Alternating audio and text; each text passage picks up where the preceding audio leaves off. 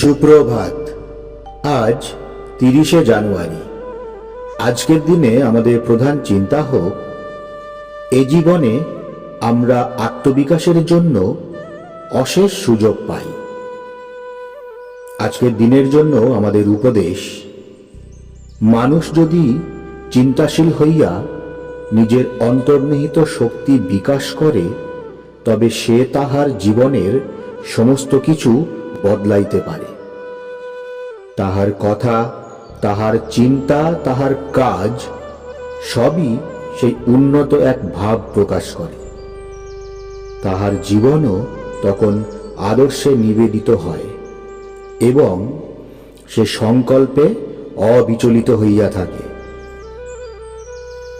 অনেক সময়ে অহংকার, দাম্ভিকতা আমাদের দৃষ্টিকে আবদ্ধ করিয়া দেয়, আর আমরা তখন জীবনের উন্নততর সুযোগগুলি হারাইয়া ফেলি।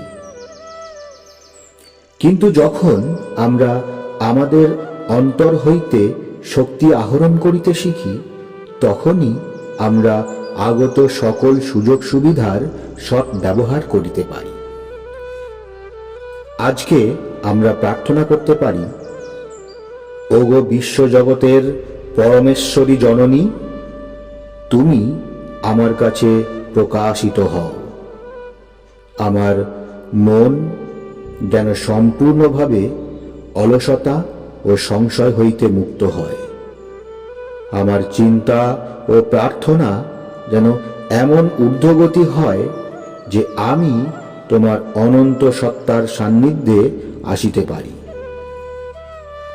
আমার এই হৃদয়কে এমন ছন্দময় এবং শান্তিময় করো যেন তোমার পূর্ণ আবির্ভাব আমার মধ্যে প্রতিষ্ঠিত হয় এবং আমি যেন তারই জন্য প্রস্তুত থাকি। প্রণাম। জয়তু শ্রীরামকৃষ্ণ।